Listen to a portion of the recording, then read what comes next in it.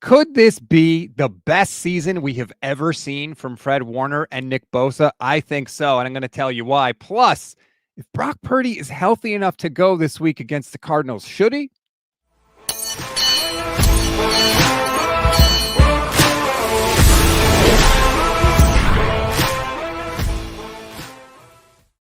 What is good, everybody? Welcome to another Gold Standard podcast, part of the Pro Football Insiders. I'm Rob Stats Guerrera. It is Wednesday. Levin Black is here. Levin, 2 straight wins for the 49ers. We didn't get this last year. What do I do with my hands? Only an Italian would ask, what do I do with my hands when something happens? 2 straight wins. We are in very good positioning. It sounds weird to say that it literally did not happen last season. But God, it was like, oh my God, we got 2 wins. We're 2-0, 2 wins in the conference, division game this week coming up with all the stuff that has happened to this team so far. And look, I completely get it. If non-49ers people are saying, we don't believe in you, you were terrible last year, you haven't played anybody good, I get all of that. That's fine. But we're still 2-0. We don't have to give any wins back. This is where they needed to be with how things have happened. The way things have fallen with injuries, they needed to be 2-0. And they have handled their business. It has been scary at times. It hasn't been perfect by any stretch of the imagination, but 2-0 is 2-0, and they can only hopefully get better from here. And my big take for today is that I think that we are going to see right now the best season we've ever seen out of Fred Warner and the best season we've ever seen out of Nick Bosa. And to me, I'll start with Fred Warner because he was just named NFC Defensive Player of the Week. This is the Fred Warner that we saw at the beginning of last year, 11, before he broke his ankle. He was playing at this level, covering people, breaking up passes, making tackles, forcing turnovers, causing game-changing plays. And the reason I think that Fred and Bosa are going to have their best year ever is because, number one, there's just flat-out better people around them. They don't have to make up for people and do as much than they've had to do. And number two, there's better coaching around them. Robert Saleh is light years ahead of Nick Sorensen. He is light years ahead of Steve Wilks. So you get the combination of them being really good and in their prime, better people around them who can actually do their jobs and be a threat to the defense, and the best coaching they've had in years. All those 3 things add up to potentially the best 97 and the best 54 that we have ever seen. I think it's very hard to top what Nick Bosa did, 3 years ago now? I think that's a tall task. I mean, he was wrecking every single game. He had more than a sack per game. I know that's statistics, but I think his effect on the game was bigger. And part of that was the supporting cast. Like I said, or like you said, the supporting cast is better. The plays that the defense has made, it's not all Nick Bosa on that defensive line. Like Huff made the final play this last time. So That one I would push back on. I think it's a very tall order to be better than what he already was as a defensive MVP. Fred Warner certainly can, because it's always been either he gets banged up or his counterpart, meaning the other linebacker, gets banged up, to where then Fred's getting stretched thin. He has to do maybe more coverage, things like that, to where he can make less game-changing plays. So as of now, I think that is very much a possibility that he ends up having his, I would say, most effective season. Whether or not it's statistically the best, and I don't think that's how you meant it, but I think a lot of people, when they look at it, they're going to go, how could it be the best if he has, say, 30 less tackles than his career high? I don't know that he'll get there statistically, but that's because this defense is getting off the field so quickly. Yeah, I don't know.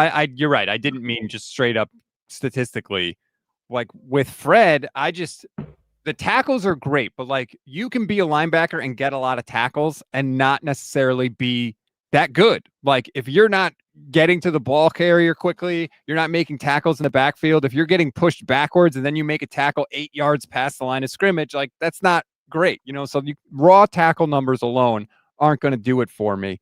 London Fletcher comes to mind when you're talking about raw tackle numbers being a little inflated for how good they were. London Fletcher I think he's in the top 5 for tackles all time. And he, yet he was like rarely making the Pro Bowl. I don't think he ever made an All Pro, maybe once, but it was because he was constantly there helping clean up the tackle. So his tackle numbers got inflated. He was a good player, just not as good as. he's also still playing in Washington, but I agree. He's racking up. London Fletcher? Oh, no, sorry. I was thinking of Bobby Wagner. My Yeah, bad. I was going to say he retired like a decade ago. Another guy who has a lot of tackles, but is not what he once was when he was arguably the best linebacker in the league. But yeah, Warner, I think, is going to be really good because I think he's going to be able to blitz more also. Saleh's been blitzing him on third down more, so I think that's going to give him an opportunity to make more game-changing plays. And I think because of the people around him, specifically D. Winters, like it's not a shock that we're sitting here when D. Winters has been balling out for 2 weeks saying, hey, Fred looks really good. Because like you said, he doesn't have to worry about the other guy. He doesn't have to try and do 2 jobs at once. The better people you have around Fred, the better he's going to look. He's got a defensive line in front of him that is letting him flow and letting him just run around and make plays like a madman. And now he's got other linebackers that he can actually trust. I think Fred's going to have the best year ever. And Bosa, same thing. And it started to me with that comment that Bosa made before the season even began, where he said, I tried to add too much. I tried to do too much. I'm just going to get back to doing the things that made me special. And when he said that, I was like, oh, yes, that is what we need. Just do the damn thing. And then the defensive line around him is better. They have the complement on the other side to Bosa in Bryce Huff. We just saw it. That is exactly why you got Bryce Huff in. Bosa's on one side. Huff is on the other. Good friggin' luck. And by the way, Huff made the play, but Bosa was pretty damn close too. Yeah, actually, the funny thing is the Huff sack is the fastest sack in the NFL so far this year. Right. Bosa's in week 1 is also top 5. So that's kind of funny that they've closed out 2 wins with 2 of the fastest sacks on the year. And that in was terms of, I don't remember where I saw this because I'm not on Twitter, but if you Google something, a lot of times it shows you recent tweets about the 49ers news, stuff like that. So I think it was a tweet that I saw, and I don't remember who it was because it doesn't always show me when you're Googling it. But they said between Michael Williams on early downs and Huff on later downs, they have the equivalent of Nick Bosa on the other side. And I liked how they put that. Like on the early downs, Williams is really good against the run. He's like a Nick Bosa. On the later downs, Huff is really good at pass rushing, like a Nick Bosa. Combined, you put them together, you get almost the equivalent of Nick Bosa on the other defensive end spot between all the downs. It's interesting. It's an interesting way to look at it that I hadn't thought of. I would sign for that, by the way. We could keep that going. That'd be good. Through the first 2 games, Bosa has 2 sacks, 8 pressures, 15 tackles, a 22% pass rush win rate, a 38% run stop win rate, and his career best for a full season was 29%.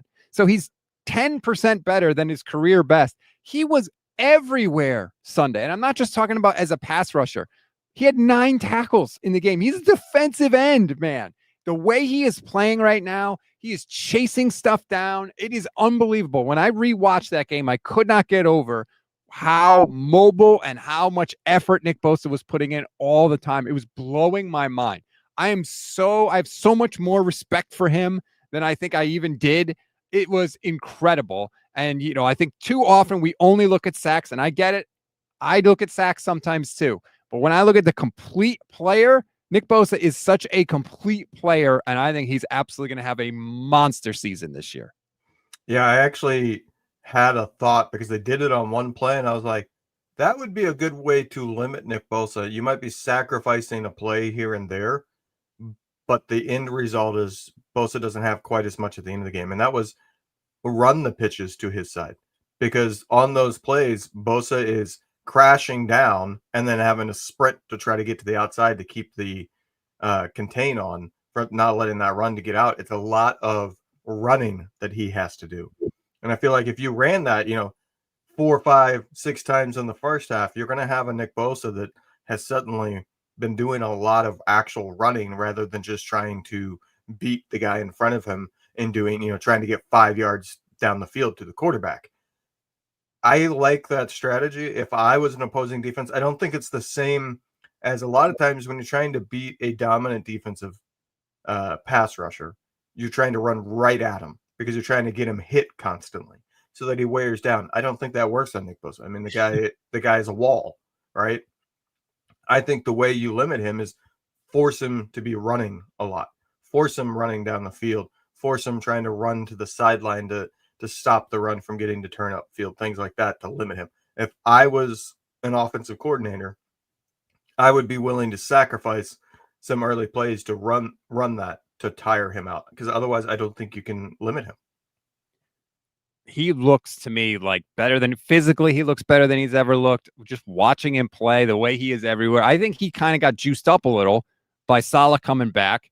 And when he said, remember when he said, you look around the defensive line and you see NFL bodies. I think he realized like, all right, we got some people now. I might be able to do some things. And I think it fired him up a little bit. Plus he had the whole meeting at Shanahan's house where Kyle talked about like, hey, you've got to, set the tone and the example for these guys. So I think he's kind of going out of his way to make sure that he's doing all those little things. I think it's all going to add up to a monster season for both of those guys, and they are going to need it. As we have seen, to be fair to the Niners, they have relied in a major way on their biggest name stars through the first 2 weeks. Some of the other guys, there have been flashes from Michael, flashes from Upton, Stout, and Siegel. There's also been mistakes from those guys. And the Niners stars so far have been able to cover it up. And I think they're going to need to until everybody kind of matures as we go through the schedule. Yeah, if you think back, I mean, it's not just they improved the supporting cast on the defensive line. As you mentioned, Saleh is back, but it's not just because Saleh, that specific person. It's because they have a guy that knows how to do blitzes again. Because if you really get into it for last year, and I'm not giving Bosa excuses, I do think last year, I would not say he was coasting, but something was missing there in terms of like having that same fire. And I think that was the case for a lot of the veterans on the team. But it's that the defensive line is upgraded and they're getting blitzes that help somebody like Bosa because he's not being left. Last year, he was very much on an island. It was, all right, we're not going to blitz, so we're not doing anything to throw the offensive line off. It's all on you. Get to the quarterback or at least make the quarterback scramble so that Floyd can get the sack. You know what I mean? That's all there was. There was no creativity. There was nothing. So it wasn't just he was on an island because there wasn't talent around him. He was also on an island because they had a defensive coordinator that was not ready to be a defensive coordinator. Kyle Posey had a great tweet. Nick Bosa has lined up inside against a guard 6 times this season so far. We've only played 2 games. Last year, Nick Bosa lined up over a guard 11 times all season.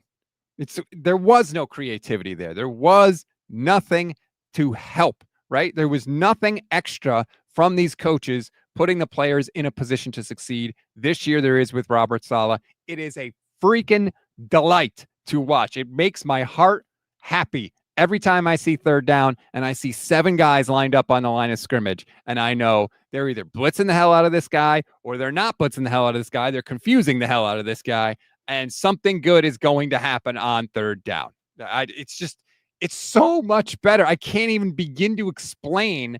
I'm not sitting there on third down, just huddled in a corner, saying, please don't hurt me. We're attacking on third down. One thing I would like to see as a wrinkle as Michael Williams gets a little more experience, I would love to see like on early downs, but I would even like to see how it goes on a pass rush where you start out, where you go to, you break huddle, you're going to get lined up and it's Bosa on the outside and Williams on the outside as you would expect. But before they get down into their stances, you swap it and you have Bosa and Williams next to each other on the inside, because I feel like you're not going to have the capability of your interior offensive line holding up if those two are next to each other on the interior. I think a center would be, crapping his pants if he saw suddenly like he's looking and on one side it's Bosa, 6 inches in front of his face, and on the other side it's Williams. I would like to see that wrinkle introduced and see how it works on early downs, because I think you're taking away the middle run. But I want to see it as a pass rush. Like, does that just completely destroy the inside to where the quarterback has nowhere to go because you just have the defensive ends be defensive tackles, so have them contained so that the quarterback can't get to the outside, and that inside is going to be coming back into his lap. Be interesting. You put those two on the inside. You have Huff on the outside on one side, and I don't know, Sam O maybe. I think that's probably the guy they would go. I don't know. Whoever, pick whoever you want. I don't really care. But I think they're going to do all of it, to be honest with you. They certainly love lining Michael up on the inside on the sack against the Saints, the second to last possession. I mean, Michael Williams is just as responsible for that sack as Nick Bosa's sack. Mm-hmm. He shoves the guard like right in his face, and he got a hand up too, which I think helped. So they're mixing and matching on the defensive front. I think they're still figuring out who they want in the key moments. I think they're still kind of playing around with that. Right now, I think it is Huff, Bosa, Michael, and Sam O. That's been the four that they have had, I think, on the final two plays for each game. But they're going to go through and figure that out, again. And as Saleh gets more comfortable with the guys and the guys get more comfortable, the young guys I'm talking about playing in this scheme, we'll see. Maybe Alfred Collins can break into that group. Hopefully he can. He had a good second game. I'll say that. He made a lot more progress. He was on the field for like 3 times as many snaps. Tomorrow on the channel, me and Johnny Dell are going to do a breakdown of the defensive line. So you'll get to see some of what we're talking about with Alfred Collins and stuff. So you definitely want to tune in for that. But yeah, I'm excited. I'm excited on defense. I'm more excited to watch the defense right now than the offense, quite frankly. And that's partly due to the fact that Mac Jones is leading it. We're going to talk about all of that in a second. But first, I want to give a shout out to Sleeper. Thanks again, Sleeper. So excited to have him on board. It is the easiest app to use to make all of your picks. And if you're going to use it, please use our code GSP to get 100% match up to 100% match on your first deposit, up to $100. And it's super easy. You can see it on the screen. All the players are there. You click on NFL and it brings up all the games. And you could go to any game you want. They got them arranged by time at the top of the screen, so it's super easy. You make your picks. Just choose higher or lower on all the statistical categories or any of the statistical categories that they have, and you could win up to 1,000 times your money on daily fantasy football. It is that simple. Now, again, use our promo code GSP to get a $100 match on your first deposit. Terms and conditions apply. See Sleeper's terms of use for details. Currently operational in over 25 states. Check out Sleeper today. By the way, Michelle and I have been killing it on Fridays. I think we're at 13 of 15 picks correct on the season. So download the app, make your picks, and guess what? You listen on Fridays especially. You should listen every day, but listen on Fridays where we are crushing it right now. You should get a soundbite there that when you talk about how many you've gotten right, it says, "I'm rich, bitch." Look, I'm not going to pretend we're going to do this all season. I'm sure it's going to turn at some point, but ride the streaks, baby. That's all I'm saying. You're gone. What happened to you? I don't know. You took me off. How dare you? Sorry. I don't know what happened. I'm still getting the hang of all the technical components here behind the scenes. All right. What a noob. Let's get into the Cardinals game. A lot of questions. I see your questions in the chat about the Cardinals. Let's talk about it. First and foremost, Arjun, YouTube channel member, says Arizona lost all their cornerbacks due to injuries again. And Siggy Slight says, do you guys have an injury report on the Cardinals? Well, it turns out that Jonathan Gannon, Cardinals coach, just spoke about a half hour ago. The 3 injured Cardinals were Max Melton, Garrett Williams, and Will Johnson. Well, Garrett Williams is going on IR, so he ain't going to play in the game. Max Milton was carted off, but is going to practice today, so he must be doing obviously much better. Will Johnson is not practicing today. They're going to see how it goes with him throughout the week. But clearly, Arizona's secondary and their cornerbacks are banged up, Levin. Feed Ricky Pearsall. It could be another 45 pass attempt game for whoever is the quarterback. It's an advantageous place to be. You're 2-0. You've given yourself the room for error that you needed. I think early in the season, as you're waiting on Kittle to get back, you're waiting on Ayuk to get back, you're waiting on Purdy to get back. Having that room for error, and then on top of that, what's this? The other team is more banged up and injured? What? I don't know where we are. I'm not used to this. It's a nice world to live in, quite frankly. Like, we don't always have to be the most injured team but I'm excited this week. I think it's a level up in competition. Let's be honest. I think the Cardinals are better than the Saints. I think the Seahawks are, probably they're pretty close together. But certainly, I think that Kyler Murray is better than Spencer Rattler, and Spencer Rattler didn't have a bad game last week. So this is kind of a litmus test for where are we. Look, they were terrible against the NFC West last season. They've already got one win in the division. If you can get another win, it'll build a lot of confidence. It'll put you in great position in the division, obviously. And I want to see, can this defense stop Kyler Murray, who's celebrating mid-touchdown run last year against the 49ers? Have we forgotten that when he's literally 40 yards away from the end zone? He's putting the ball in the air as he's running untouched into the friggin' end zone? This is a litmus test for both teams. I mean, the Cardinals have had the easier schedule so far. They both played the Saints. Yep. The Cardinals got to play Carolina in the other game. So they've potentially played the two worst teams in the NFL to start the season. I think people, if they were forced to pick a team to have the worst record at the start of the season, those two would probably be number one and number two in terms of most picked. So the Cardinals haven't played anybody either. The Niners at least played on the road against Seattle. Mm-hmm. They both played in the Superdome, so being on the road against the Saints doesn't matter. That's how the Cardinals started their season, on the road in the Superdome. So I think the Cardinals very much are also wondering, what are we as a team right now? How good are we? The team that wins this game gets a pretty sizable advantage over the other one going into the rest of the schedule. I think it's bigger for the Cardinals to win this game than it is for the Niners. Oh, yeah. Just because of the remaining schedule. We know the Niners have a massively easy schedule. It doesn't get much harder. The Niners are in about their middle quality part of the schedule, playing Arizona. That's the average team they're going to play this year. And I don't think the Cardinals are all that good. I think both the Cardinals and the Seahawks will be those teams that are in that 7-9 win area. They'll be in the playoff hunt until late, but not truly. Gabriel Pereira points out that the Cardinals play the Seahawks in week 4. They have a chance to get a stranglehold on the division. They'd be 3-0. They'd have a win over the 49ers. They'd be playing the Seahawks in week 4. And I think the Rams who are the Rams playing this week? They have a tough opponent. Is it Philly? They are playing Philly this week. So yeah, Arizona could be sitting there as the only undefeated team in the division, potentially, with a division win. This is a massive game for the Cardinals. And I don't know, did you watch the Cardinals-Panthers game, Levin? Because the Cardinals have a problem. They can't step on teams when they're winning. They almost gave it away against the Saints in week 1. The ball was in Juwan Johnson's hands in the end zone with a chance to tie.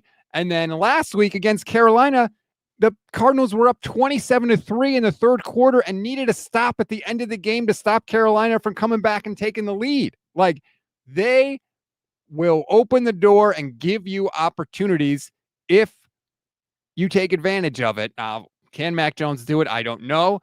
Can they protect Mac Jones well enough to give him the opportunity to do it? I don't know. The Cardinals certainly have a better defense than the Saints.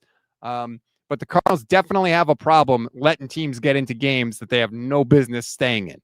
Yeah, and that's why they're a team that a lot of people have talked about. They are not a 2-0 team. They are 2-0, but they played the two worst teams in the NFL, and both of those teams had a chance to win at the end. And the Saints should have won, but Johnson literally dropped a wide open touchdown. They allowed, I think it was 355 yards and 3 touchdowns to Bryce Young, who looked benchable in week 1. Bryce Young finishing the year as a starter, I would say is a coin flip. He's just not good. He's one of these guys that he can do well against bad secondaries, to where you kind of go, oh, I see a glimmer of hope there. But anytime he plays a real defense, he gets exposed. And yet he went for 355 and 3 touchdowns. What's that tell you? The Cardinals are a crappy defense. So it's a game that the Niners should win this game. But it's also one that they can lose. It's not as easy as the Saints. It's not as easy as the Seahawks. But it's not that far away either. I feel like that's every game on their schedule. They should win, but they could lose. Well, no, I mean, like it's certainly different. Like the Rams, like they can't. Like that's a game where you're not saying they should win. It's a game you're saying they can win, but like you don't know. It's two very even teams, so you're not gonna sit here and say, "Oh, the Niners should beat the Rams." No, they can beat the Rams, but both teams are very talented and are definitely, I think, the two best teams in the division. So let's do a little forecasting here because Kyle Shanahan is going to speak a little later today. I think around 12:40 Pacific time is when Kyle's going to speak.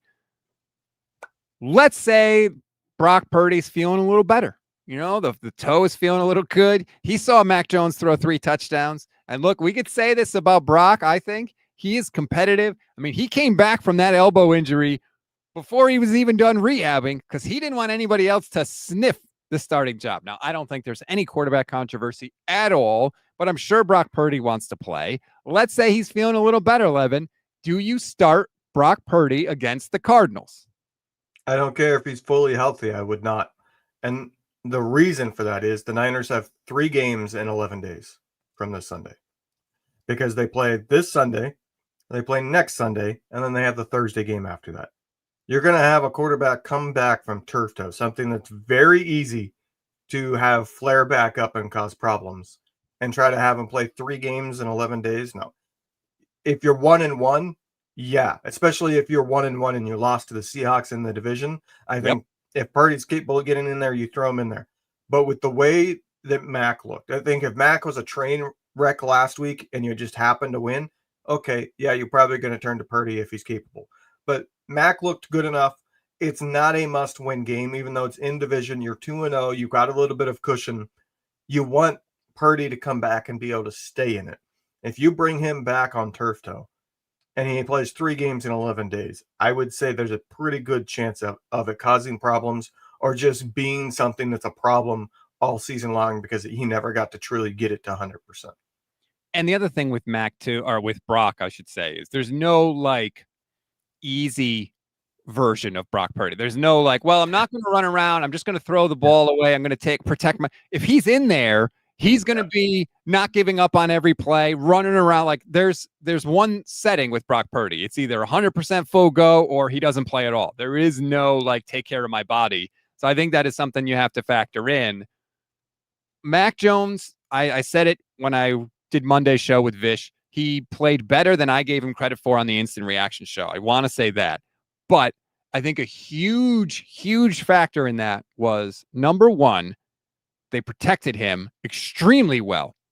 Some people really like to just bang on the Niners offensive line. They gave Mac Jones tons of time in that game. And number two, the Niners game script, or the game was always in the Niners' favor. They were never behind in the game, I don't believe. Or if they were, it was only a 1-score deficit. So you didn't have the, it's 10-0. We have the ball. It's 3rd and 10. We really can't afford to punt here because we risk going down by 3 scores. Now I have to make a play. And that, I think, was a huge factor in the game. Does that happen again this week against the Cardinals? I don't know, but I certainly think there's less chance of it happening than there was against New Orleans. I think the book is out on Mac. And what he is if he gets time and he's not under pressure, he can execute an offense and he'll look like a good quarterback. I'm not going to say great. There's still a difference between him and the truly great quarterbacks in the league in terms of even when they have a clean pocket, what he can do. But he looks good and he's capable of executing. It's when there's pressure, it all falls apart. Mm-hmm. He is incapable of handling that. And I think worse is he can't make anything happen. He is the most awkwardly moving player I've seen in recent history. Like, he does not move like an athlete. I've been reading your text. Peyton Manning moved better than him. Like, Peyton Manning looked more like an athlete when moving around than Mac Jones. He's just an awkward person moving. The thing is that it's not just that he takes a negative play and just keeps it that. He takes a negative play and makes it a tremendously negative play because he'll turn the ball over, whether it's a fumble or an interception, or you know what I mean? He tries to do too much in those moments rather than recognizing I have no hope here. Let me just try to get forward and make it a 2 or 3 yard sack instead of a 10-yard sack. You know what I mean? Like he doesn't have that capability of recognizing what his weakness is and not compounding it. That strip sack fumble had a chance to turn the entire game. And he also had another fumble, which people don't remember, but it was on I think it was an RPO with Christian McCaffrey. He fumbled that one too and just had to fall flat on it. Like those are. And on replay, like at first I thought, ooh, Christian McCaffrey kind of bumped into him, went too far towards Mac. But then on the replay, they showed the different angle. There was the good angle, and it was like, Christian McCaffrey was right where he should have been. That was on Mac. He was indecisive. He put it into his chest to where Christian McCaffrey's now trying to clamp on it because it's literally hitting him in the chest, and Mac's trying to pull it back out while Christian McCaffrey's trying to grab it. So I'm just not as comfortable with Mac Jones, but I do think it's entirely possible they could get a win, and I am in agreement with you. I would not be rushing Brock Purdy back. Play Mac this week. Hopefully you get a win. If not, you live with it, and then we'll see where we are with Brock Purdy. We'll see what's up with Jacksonville. Maybe Mac Jones wants a little Jacksonville revenge game. Who knows? Well, we'll cross that bridge when we get to it. But certainly with that kind of injury, with the turf toe, you want to give it as much time as possible before you throw Brock back in there, and he has to do, Brock Purdy things, running around like a madman. When you say you are in agreement with somebody, does that mean that person's right? Well, you're not wrong. Thank you for going through the door I left wide open. Mm-hmm. Let's talk about something that I am a little worried about at this point, and that is the run game. The run blocking, to me, has not been great. And I say this for a couple of reasons. One, Brian Robinson is doing basically nothing, and he's a guy that gets the yards that are there to be had. So if he's not gaining yards, that means there are no yards there to be had, and that's more of a run blocking thing than anything else. And when you watch Christian McCaffrey's runs, there are so many plays where there is not great blocking, but he is twisting his body and wedging through the tiniest of opening. Like he is getting every possible yard there is to gain on the field.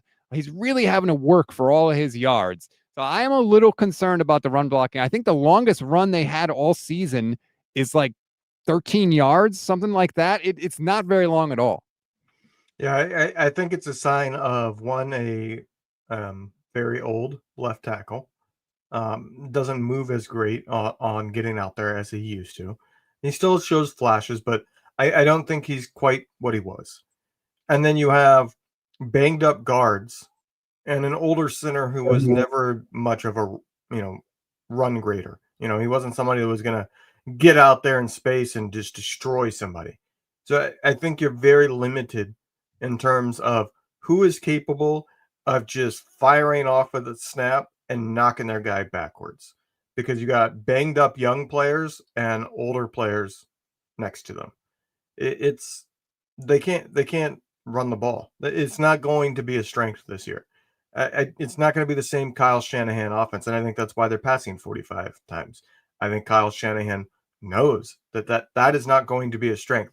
They need to do it enough to keep it a threat, but it's reverse of what it used to be.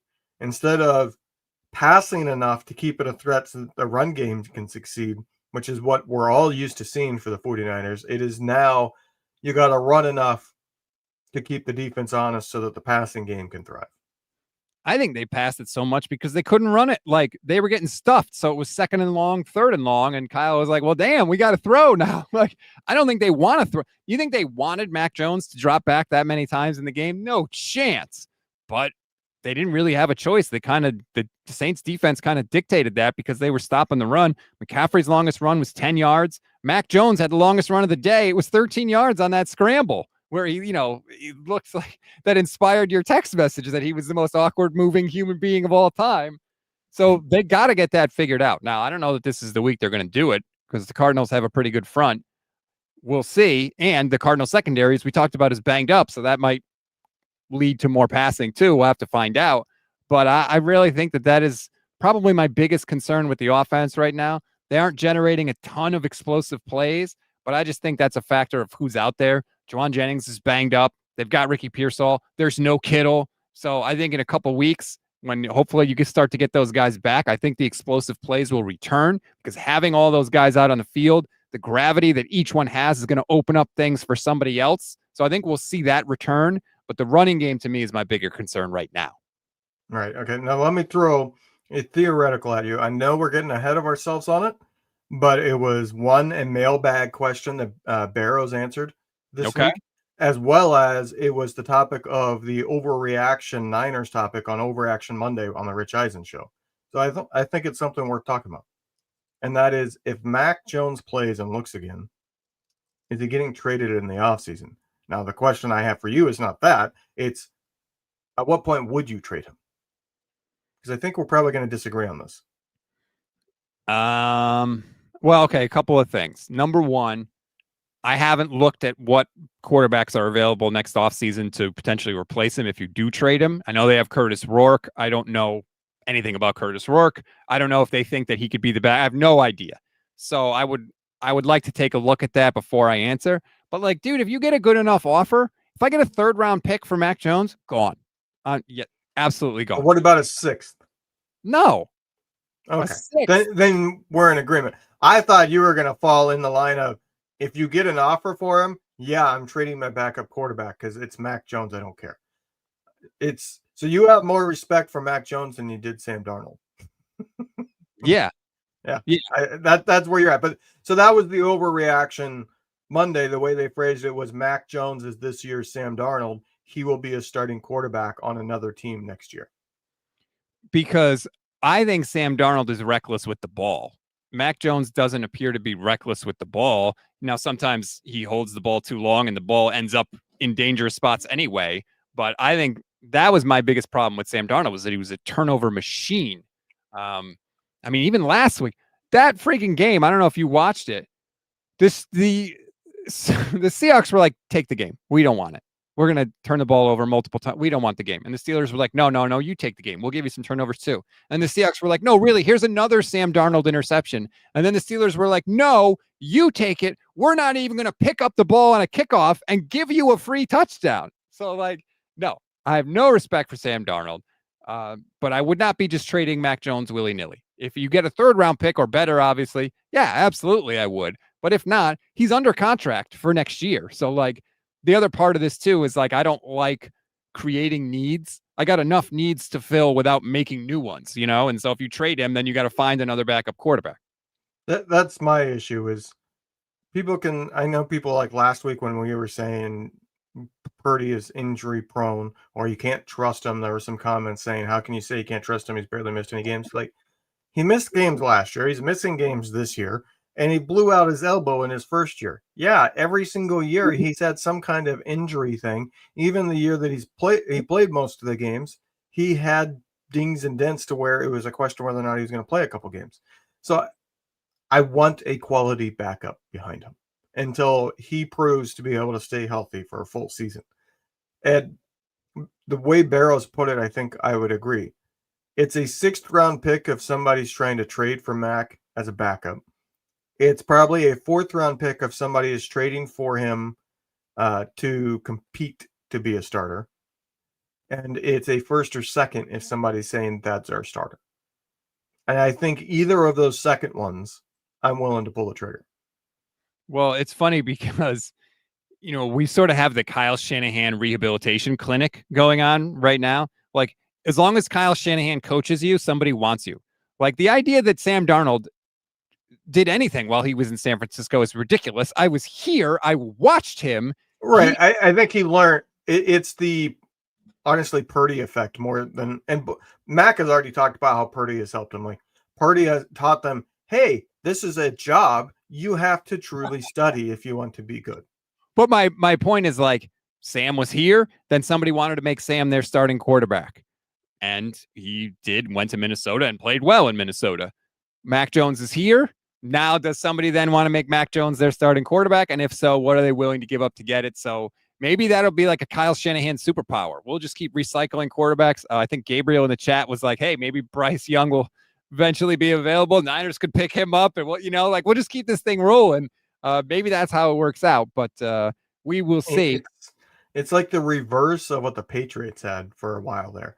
The Patriots were, hey, whoever we have as a backup who's never gotten to play, somebody will want them as their starter because we'll have good pub coming out of how good they are in practice, even though Tom Brady has flat out said he never allowed the backup to have reps because he wanted every rep he could get. But like you had Ryan Mallett get traded, obviously Jimmy Garoppolo, the one that got to play when what's that? Jacoby Brissett too. Jacoby Brissett, and before all of them that started it was I'm trying to remember. I can see him Castle. There we go, Matt Castle. Yeah, like they had a string of about 15 years where okay, a guy gets drafted, he's a backup for a couple of years. Now somebody's going to trade for him. The Niners are, hey, here's a first round pick that bombed out in their first or second place. They're going to bring him in for a single year, and everybody will want him.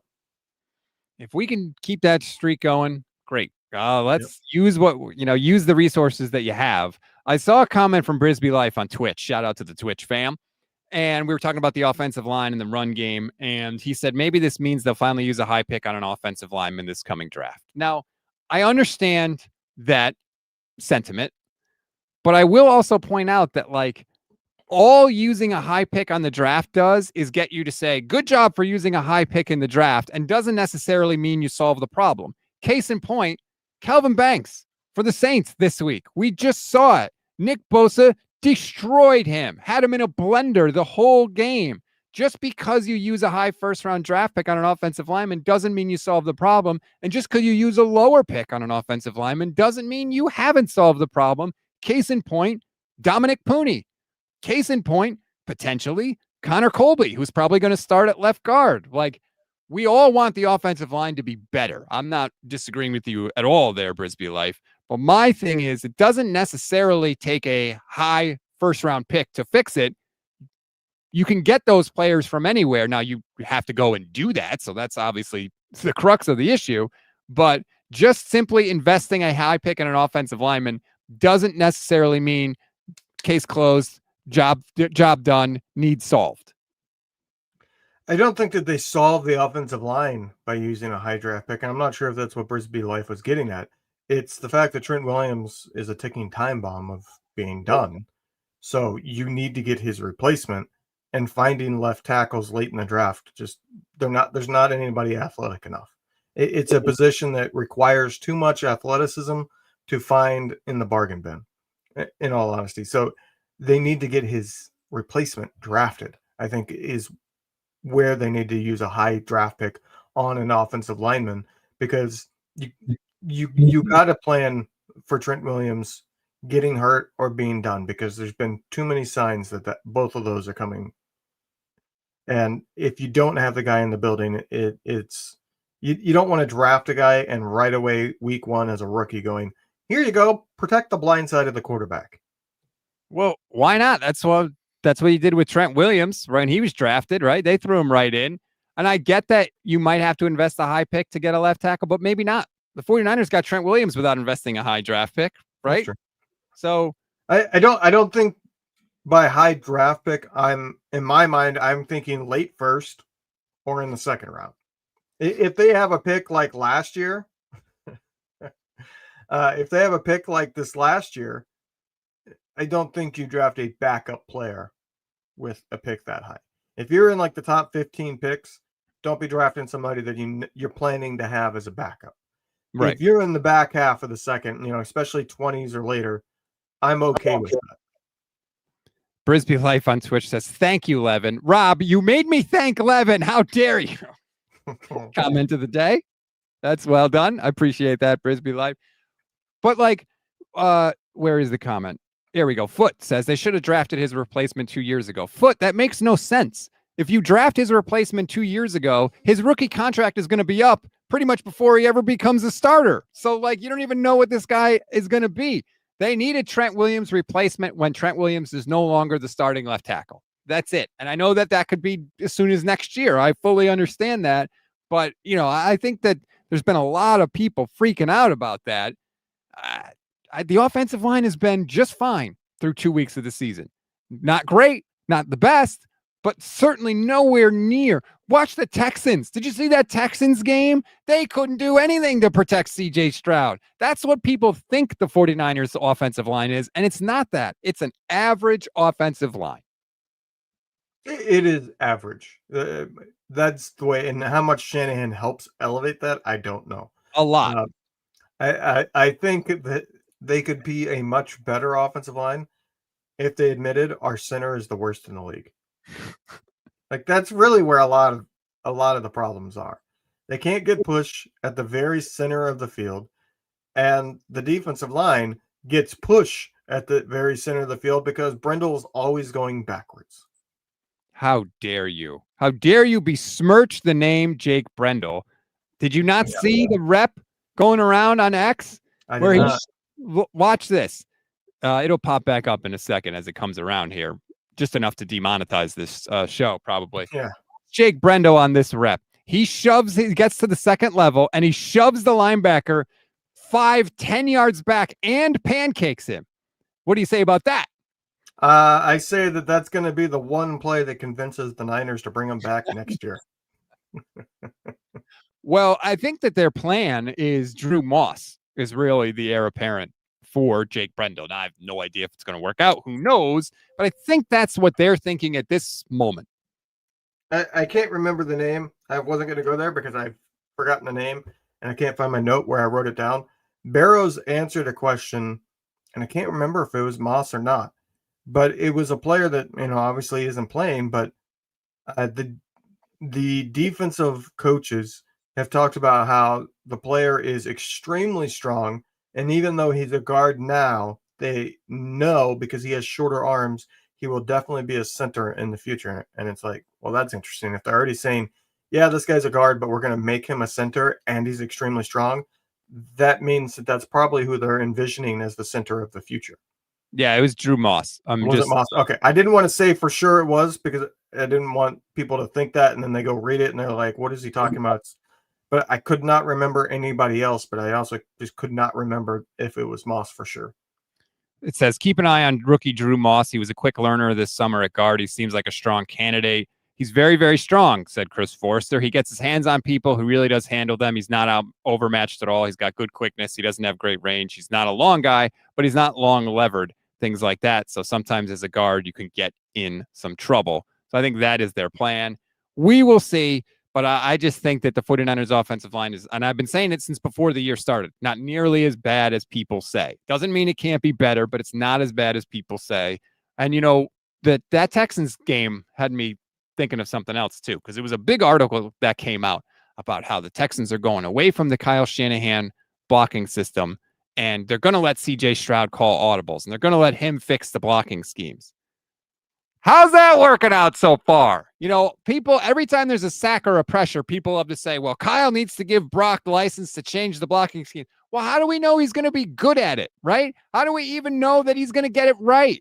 So people say these things and as if like, oh, just do this one thing and that'll fix everything and done and done. And sometimes I don't think it's that simple. And I think the Texans are a good example of, great, you put all that on CJ Stroud's plate. It's not working. He's still under pressure, and he looks not good so far this season. And oh, by the way, they're 0-2. CJ Stroud, is he better than Trevor Lawrence? Like, I think CJ Stroud is massively overrated because of how good he was as a rookie, and that he got into the playoffs and looked decent in that game when it was early in his career. And that just like everybody has this idea that, oh, that's what he was, but he hasn't improved. I think there's a very strong argument that he has been worse ever since his rookie season, that his best year was his rookie year, and he's not only not progressed, he's regressed. I don't think CJ Stroud is nearly as good as the perception is when you dig into it. I have watched a handful of Houston games between last year, and I watched most of their week 1 game.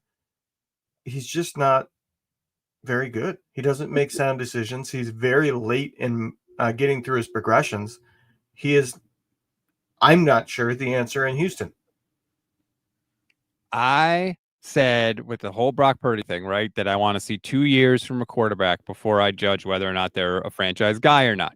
I made the mistake of waiving that rule for CJ Stroud because I was so impressed by the fact that he didn't throw interceptions as a rookie and led the league in yards per game, threw 23 touchdowns, had over 4,000 yards. I said, nope, that's a franchise guy because I thought he had reached a level of performance that removed all doubt. Guess what? I was wrong. I should have stuck with my rule. I should have stuck with it because what happened in year 2? He threw for way less yards. He threw for basically twice as many interceptions, and he threw for way less yards, barely over 200 yards per game. So I was wrong. I should have stuck to my rule, and I didn't with CJ Stroud, and that's my bad. And that's with having pretty good receivers. It's not a case of, oh, he's got nobody to throw to. Like, yes, there's been some injuries. Nico Collins was hurt much of last year, stuff like that. But they have had good wide receivers a majority of the time. They have certainly had enough weapons around him for him to elevate. And up until this year, they've had a solid run game. Like Mixon was 1,200 yards every year, basically. He had a solid foundation to elevate and reach that next level. And I would say he's gone from being a good quarterback to an average quarterback since his rookie year. Let me ask you this. Now, I don't think that this is going to actually be a thing, but let's just go through the thought exercise because the Texans are 0-2. The Dolphins are 0-2. If I told you that you could have a coach, you could have Mike McDaniel get fired this year and have D'Amico Ryans get fired this year during the season, and one of them could come back and work for the 49ers this year and potentially next year, who would you want? Who would you rather have, D'Amico or McDaniel? Depends on what happens with Saleh. Well, what about for this year? For this year, Mike McDaniel, no question, because the run game's the issue, and that's his area of expertise. Yeah. That was actually, once again, Barrows was very on point with his mailbag. I liked his mailbag this week. He was asked, if Mike McDaniels is fired, what do you think the chances are he comes back? And he said that there would certainly probably be interest in the building. The players, even in this offseason, meaning the most recent offseason, have talked about how good Mike McDaniel was in the run game and how valuable he was there.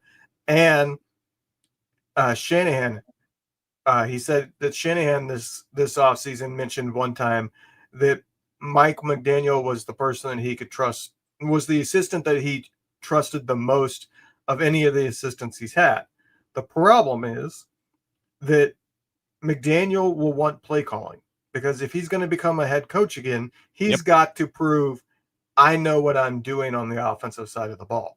And you're not going to get that with the 49ers. So I don't see McDaniel coming back because there's nothing to offer him a chance. Nobody is going to hire him again with being, oh, well, Kyle Shanahan says you design plays well, so we're going to hire you as head coach. No, he has to have play calling duty because now it will be, if he is going to have a second chance, a second run as a head coach, it will be because, wow, this guy is running one of the best offenses in the league and calling the plays.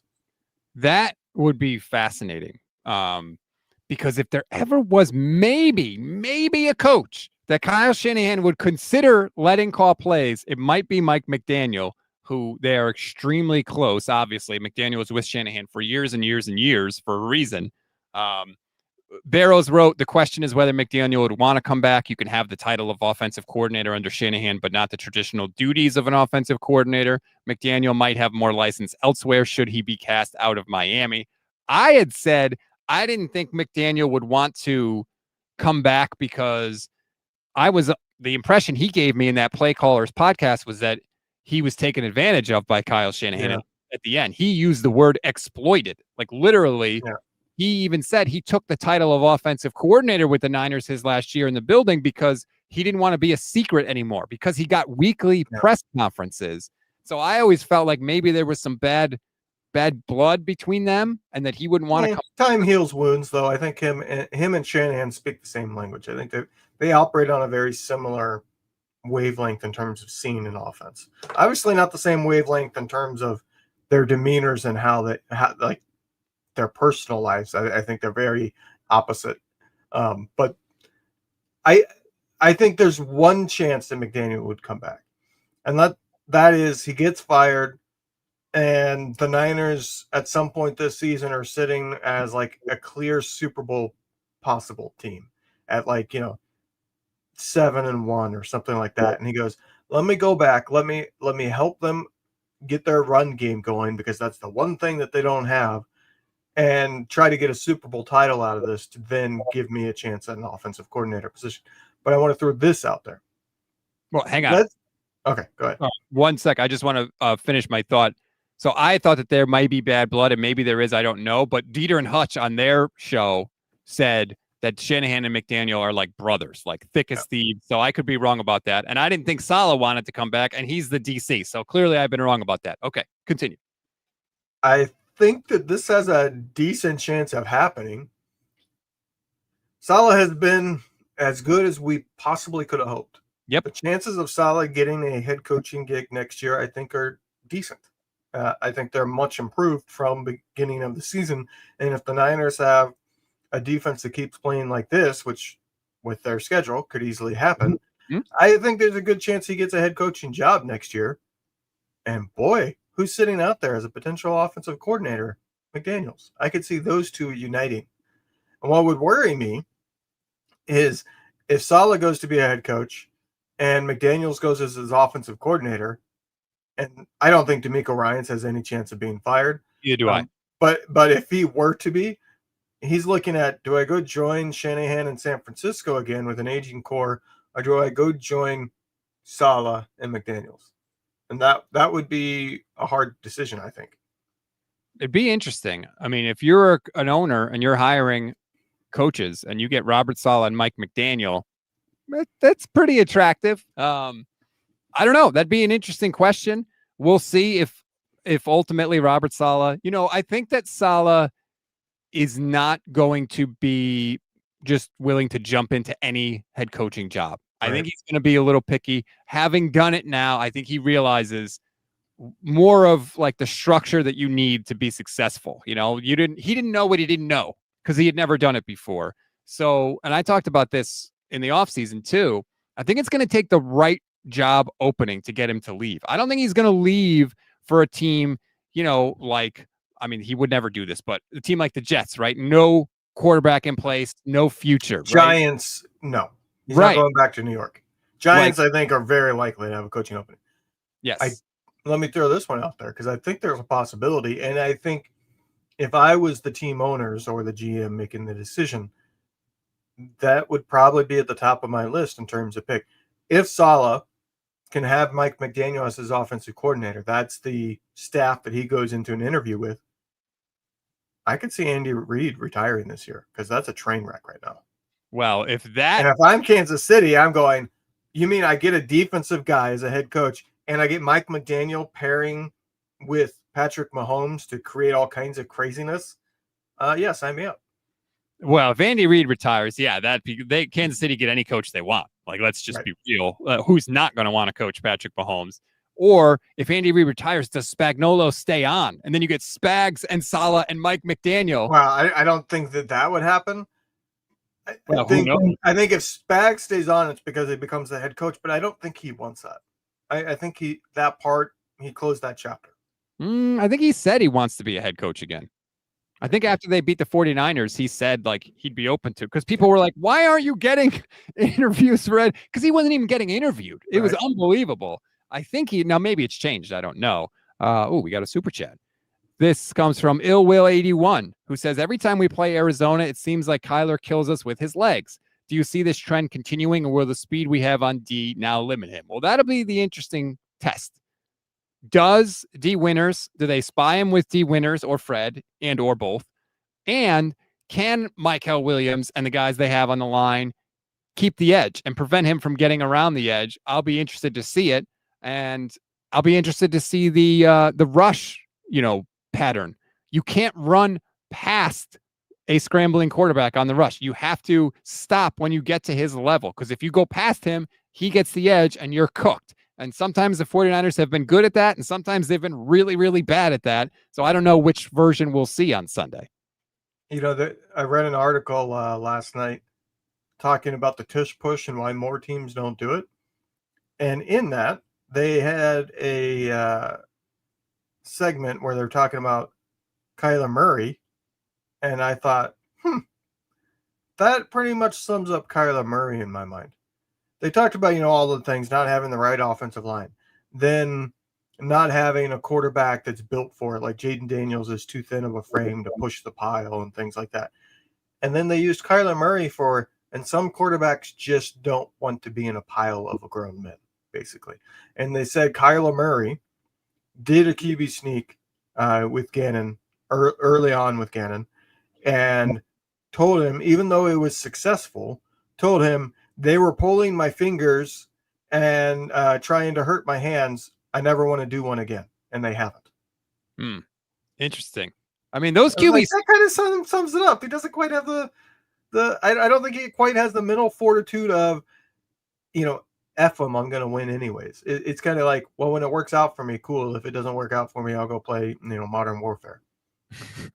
Those quarterback sneaks, man, they're brutal. Like, oh, yeah.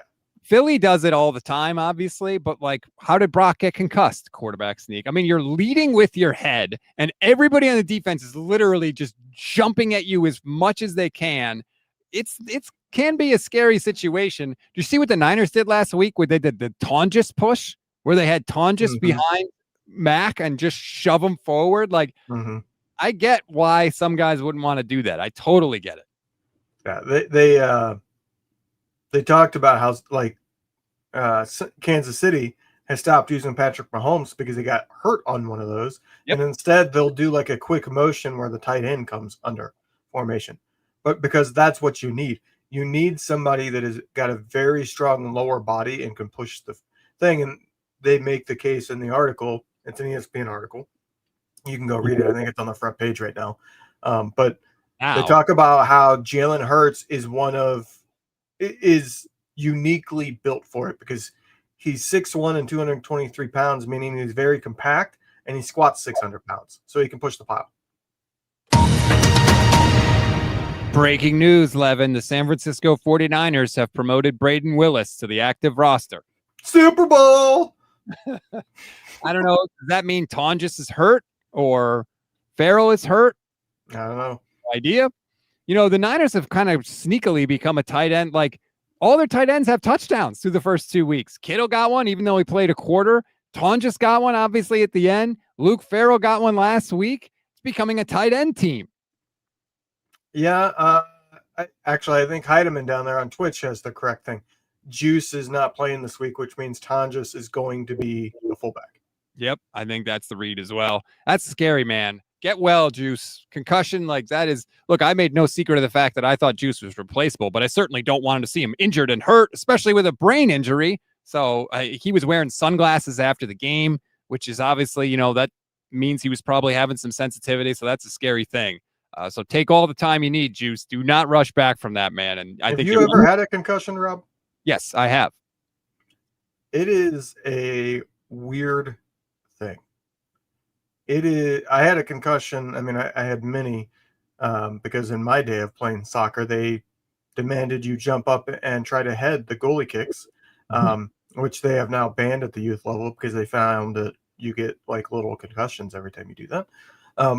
But besides that, I had multiple times where like I got hit hard in the head. But one time I have actual memory loss from where somebody took a shot on a volley, which, if you don't know, allows you to get a lot of ball speed on it. And the seas parted and I never saw the ball coming. All I know is I came to and I'm on all fours facing the opposite direction, like literally inside of the goal. And I've had 2 bloody noses in my life. That was not one of them. Yeah, my nose does not bleed. I had dried blood in my nose. Like it wasn't coming down or anything. It was just like dry blood. For some reason, my nose doesn't like to bleed. But I was out of it. And the weird part is as bad as I was, they just took me to the sidelines and was like, you're done for the day. And it was always a rule of don't let them sleep. Don't let them fall asleep. Because back then it was, they could fall into a coma because their brains hurt. But that was as far as the treatment went. This is early 2000s. But I was back at practice in 2 days. Like, right. It was the moment you start to feel better, you went back. There was no like checking. And I do wonder, like, when should I have come back from that? If I had had like a head collision, or if I had headed a ball that was hit too hard shortly after that one, what would have happened? And I think about that with NFL players who are much more susceptible to having a concussion because they're constantly like literally running and saying, I'm going to dive into this 250 to 300-pound guy who's also running and trying to dive into me. Yep. It is a very scary thing. You didn't think I was going to have experienced the concussion. I had no idea. Yeah, you said have you ever had one? You were thinking there's no chance. Well, I know that you didn't really play sports. So I did play sports. What are you talking about? I didn't play. I played golf in high school. I didn't play like high school baseball or high school. You got hit by a golf ball and got a concussion? If you ever got hit by a golf ball before, oh my God. I mean, it hurts, but it's not like it's a common thing. Right. But you didn't think, you were like, you just never had a concussion. I have had a concussion. And you're right, though. It was, that was the thing. It was don't go to sleep afterwards, which is not a thing. It's totally fine nowadays, but that was always the thing. Anyway, so we'll see what happens with Juice and all the injuries. Kyle Shanahan's going to speak again, 12:40, I believe, p.m. Pacific time. But thank you, everybody. There's almost 300 people watching. Thank you so much. Like this video, subscribe to the channel. We're live every single weekday. We're live immediately following the games for the Instant Reaction podcast. So make sure you subscribe and come back and tell a friend too. That would be appreciated. Levin, are you going to be with me reacting on Sunday to hopefully a win over the Cardinals? Of course. Do I ever miss Instant Reactions? Pretty sure you were not Jason Aponte last week. I'll say that. Yeah. By the way, access granted. I see your comment, and I wholeheartedly agree.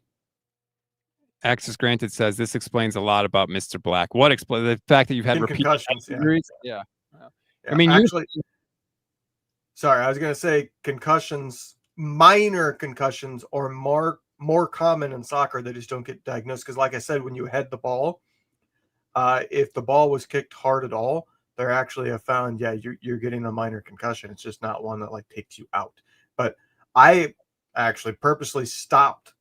I would mistime my jumps for the goalie when the goalie, drop kicks it. I would purposely mistime my jumps to throw off my opponent, but not head it myself, because when I would head it, I would like see stars for a couple seconds after, and I didn't like it.